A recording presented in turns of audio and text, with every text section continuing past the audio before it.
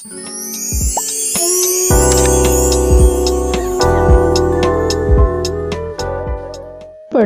Day 90 हमारी भावी पीढ़ी और उसका नव निर्माण। आज का शीर्षक है बच्चों के सद्गुण जगाएं और बढ़ाए जाएं। या इसके पहले हम लोगों ने स्वाध्याय किया था कि नन्हे बच्चों की प्रकृति को समझें। यहाँ पर बताया जा रहा था कि मैंने हर बालक की प्रकृति अलग होती है, उनके संस्कार अलग होते हैं, उनकी विशेषताएं अलग होती हैं। तो उनके हिसाब से, उनकी जो विशेषताएं हैं उस हिसाब से उनको हम आगे बढ़ाएं, उनकी मूल प्रतिभा को पहचानें और उसमें विकसित होने में उनका सहायता करें। इससे भी हमारी भावी पीढ़ी का नवनिर्माण हो सकता है। आज का जो शीर्षक है आज का, उसके हिसाब से आज हम देखते हैं क्या बताया जा रहा है कि बच्चों के सद्गुण जगाएं और बढ़ाए जाएं। हम सब सामाजिक व्यक्ति हैं, हमारे बच्चे भी सामाजिक व्यक्ति हैं। यह ठीक है कि आज वे समाज में उस तरह से नहीं बरत रहे हैं जिस प्रकार से हम सब। वे अभी पारिवारिक ही अधिक हैं, तथापि उनका इस समय भी एक समाज है, बाल समाज, जिसमें वे उसी प्रकार कुछ भिन्नता के साथ व्यवहार करते हैं जिस प्रकार हम प्रौढ़ जन अपने प्रौढ़ समाज में करते हैं। फिर जल्दी ही उन्हें पूरा सामाजिक बन ही जाना है। जल्दी ही वे सामाजिकता का अर्थ जानेंगे और उत्तरदायी नागरिक होकर कर्म क्षेत्र में उतरेंगे। सफल नागरिक बनकर समाज में रहना ही नागरिकता है। दूसरों की प्रतिष्ठा का मार्ग प्रस्तुत करते हुए अपनी प्रतिष्ठा बनाए रखना एक सच्चे नागरिक का मुख्य लक्षण है। जो नागरिक अपनी प्रतिष्ठा खो बैठते हैं वो दूसरों की प्रतिष्ठा भंग करने की कुत्सित प्रवृत्ति के शिकार बन जाते हैं। वे स्वयं प्रतिष्ठित हैं, वहीं दूसरे की प्रतिष्ठा का मूल्यांकन कर सकता है। अस्तु हम सब अभिभावकों का कर्तव्य है कि बच्चों में अभी से प्रतिष्ठा का भाव बढ़ाने में सहयोग करें। बच्चों को ऐसे गुण और ऐसी परिस्थितियां दें जिनसे कि उनकी प्रतिष्ठा बढ़े, वे उसका मूल्य समझें और आगे चलकर भी उसकी रक्षा करते हुए एक सफल नागरिक सिद्ध हों।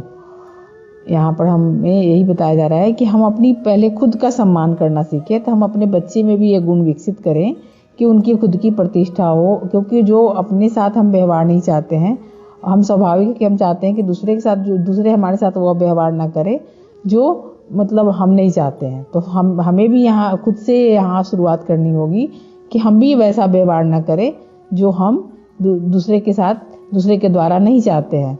तो बच्चे में भी अगर हम ये बाल मन में ये भाव ला देते हैं कि नहीं, सबकी एक प्रतिष्ठा होती है, एक छोटा बच्चा भी है तो उसकी भी प्रतिष्ठा होती है।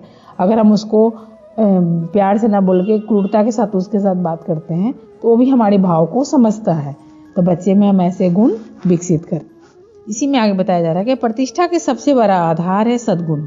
धन, वैभव, जमीन जायदाद, व्यापार व्यवसाय, संपन्नता, सुविधा, साधन अथवा दल बल को प्रतिष्ठा का हेतु मानने वाले भूल करते हैं।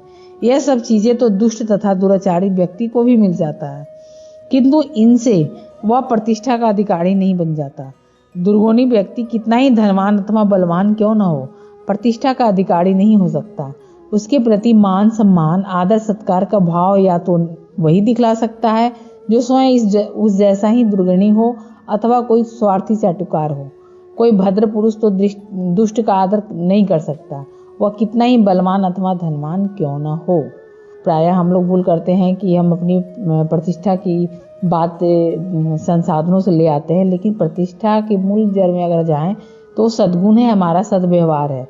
अगर हमारे पास सब कुछ है, सारे संसाधन है, पूरे भौतिक संसाधन उपलब्ध है और हमारा व्यवहार आचरण सही नहीं है, तो हम फिर यहाँ पर एक प्रतिष्ठित व्यक्ति हो ही नहीं सकते हैं।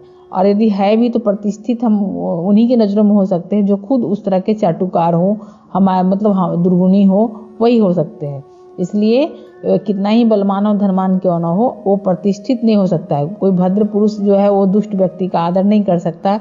जैसे कि एक गौतम बुद्ध की कहानी हम लोग जानते हैं कि गौतम बुद्ध जा रहे थे तो अंगुलीमाल डाकू जो है उनको रुकने के कहा, तो उन्होंने कहा कि मैं कहाँ ठहर सकता हूँ, मैं तो ठहरे हुए तो तुम हो। इसके पीछे उन्होंने बहुत बड़ी बात बताई थी और हम सब ये कहानी जानते भी हैं, तो यहाँ हम अभी इसमें नहीं फंसेंगे। तो क्या था, अगर वो भद्र पुरुष नहीं होते महात्मा बुद्ध, तो वो भी डर कर वहाँ रुक जाते कि ये तो डाकू है, सबकी उंगलियों काट कर माला पहनता है। लेकिन वो रुके नहीं, क्योंकि वो जान रहे थे कि सत्य क्या है। सच्ची प्रतिष्ठा का आधार सद्गुण ही माने गए हैं। ऐसे एक नहीं, हजारों सत्पुरुष समाज संसार में हुए हैं और आज भी हैं, जो धन के दृष्टिकोण से कुछ भी ना होते हुए भी गुणों के कारण समाज ने जिनको सदा सिर आंखों पर बैठाया। इसीलिए प्रतिष्ठा बढ़ाने के लिए बच्चों को धनवान बनाने की अपेक्षा गुणवान बनाने की और अधिक ध्यान देना चाहिए। बच्चों को गुणों में सबसे पहला गुण सिखाइए शिष्टता। शिष्टता बच्चों का वह दिव्य अलंकार है जो उनको अत्यधिक आकर्षक बना देता है। सबसे विनम्रता पूर्वक मीठी बोली बोलने वाले, गुरुजनों का यथा योग्य आदर करने वाले बच्चे सबको प्यारे लगते हैं। जो भी उन्हें देखता है प्रसन्न हो उठता है।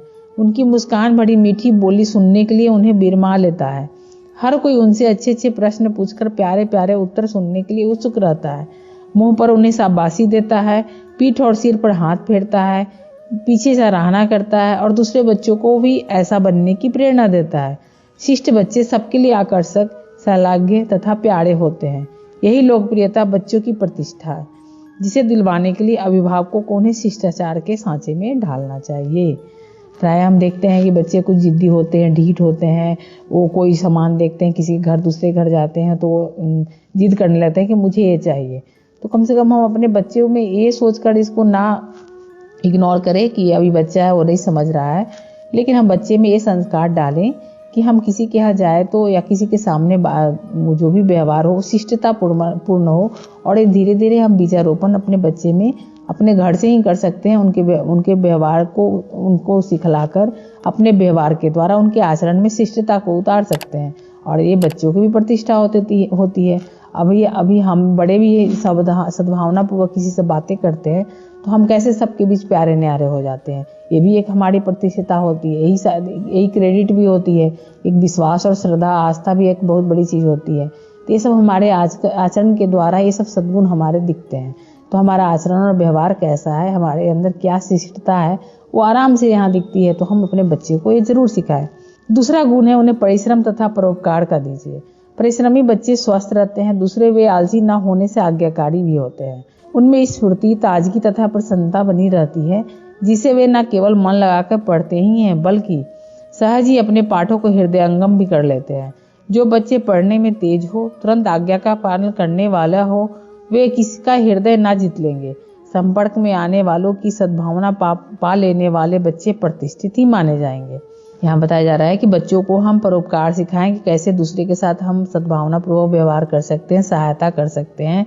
हमें अपना काम खुद करना चाहिए। हम परिश्रमी बने, कितना भी हमारे पास संसाधन हो, नौकर हो, बहुत सारे सहयोगी हों, लेकिन फिर भी अपना काम हम खुद करें। बच्चे में ये गुण विकसित करें और बच्चे में कम से कम शिष्टता तो जरूर सिखाएं कि जो उनके सहयोगी भी हैं तो उनसे कैसे काम लेना है, प्यार से लेना है। ये नहीं कि आपके वो अधीन है, आपने उन्हें वेतन भोगी देकर सहयोगी के रूप में रखा है तो इसका मतलब ये नहीं कि आप उन पे ऑर्डर चलाएं।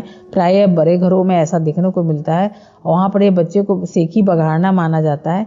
लेकिन नहीं, बच्चे में स्फूर्ति और ताजगी और प्रसन्नता और उनके स्वास्थ्य अच्छे रहे तो उन्हें खुद से परिश्रम करने के लिए भी सिखाएं और उनसे काम लें, उनसे काम करने की आदत उनमें डालें ताकि वो मतलब पराश्रित ना रहें। तो ये सब भी कर लेने से क्या होता है, बच्चे में एक शिष्टता, सद्भावना का भाव जो विकसित होते हैं उससे भी उन्हें प्रतिष्ठित माने जाते हैं। बच्चों को परोपकार उनकी सेवा भावना में ही निहित हो रहता है। उनके लिए जरूरी नहीं कि वे दानी हो, जरूरी नहीं कि आवश्यकता के स्थानों पर जाकर शारीरिक अथवा आर्थिक परोपकार करें। नंगों को वस्त्र और भूखों को भोजन दे। बच्चे इस स्थिति में नहीं होते कि उनका परोपकार तो दूसरों की सेवा ही माना गया है। घर में गुरुजनों की सुविधा का ध्यान रखना, छोटे भाई बहनों को साफ सुथरे रहना तथा पढ़ने लिखने में सहायता करना, अपने निर्धन साथियों को समय समय पर अपनी पुस्तकें उधार दे देना, उनका पाठ तैयार करा देना अथवा कोई अस्वस्थ हो गया है तो उसकी देख रेख तथा परिचर्या करना आदि वे सेवाएं हैं जो उनका परोपकार ही माना जाएगा। बाजार जाते समय पड़ोस की नानी, दादी, ताई अथवा किन्हीं वृद्धजनों का सौदा ला देना, छोटे बच्चों को साथ लेकर स्कूल पहुंचा देना अथवा जो बच्चे स्कूल नहीं जा पाते उन्हें थोड़ा बहुत पढ़ा देना उनका परोपकार ही है। यहाँ कहने का मतलब है कि बच्चे ऐसा नहीं कि कोई बड़ा बड़ा कारनामे करके ही दिखलाएं।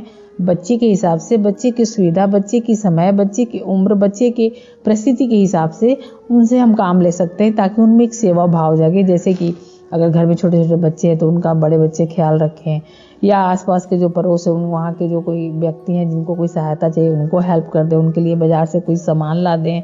या फिर बच्चा कोई भी घर में कोई अस्वस्थ है, कोई बड़े परिजन ही पड़ जाए तो अस्वस्थ हो जाएं, तो वहाँ पर भी बच्चे में आदत विकसित करें कि वो खुद से अपना तो हेल्प करें ही, अपना काम स्वयं करें। खास करके जो बीमार है उनकी भी परिचर्या में जो सहयोग वो कर सकता है, जिस रूप में कर सकता है, जिस परिस्थिति में कर सकता है, उसके लिए भी उसको साधुवाद दे और उसको एक परोपकार की भावना, सेवा भाव की भावना उसके अंदर इससे विकसित होती है।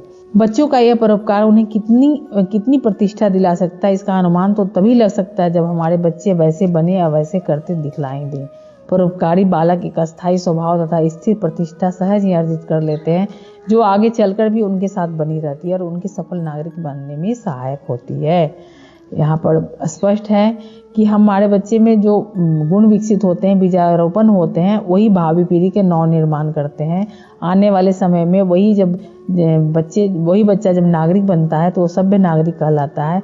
वही बच्चा जब एक परिवार का सदस्य बनता है तो सभ्य घर का व्यक्ति कहलाता है। वही बच्चा यदि समाज में विकसित होता है तो कहा जाता है कि ऐसे ऐसे लोगों से भारत की समाज जो है एक सामाजिक वातावरण काफ़ी उत्कृष्ट है। तो हम अपने बच्चे का नवनिर्माण कैसे करें, उसके सद्गुण को जगाएं और बढ़ाएं, उनके सद्गुणों को बढ़ाते चले जाएं। ये भी हमारी एक बहुत बड़ी सेवा होगी अपने उस मातृभूमि के लिए, उस भगवान के लिए, जिससे आपको माध्यम बनाकर इस धरती पर उस बच्चे को, उस बालक को विकसित करने के लिए भेजा है। सभी को धन्यवाद, प्रणाम सभी को।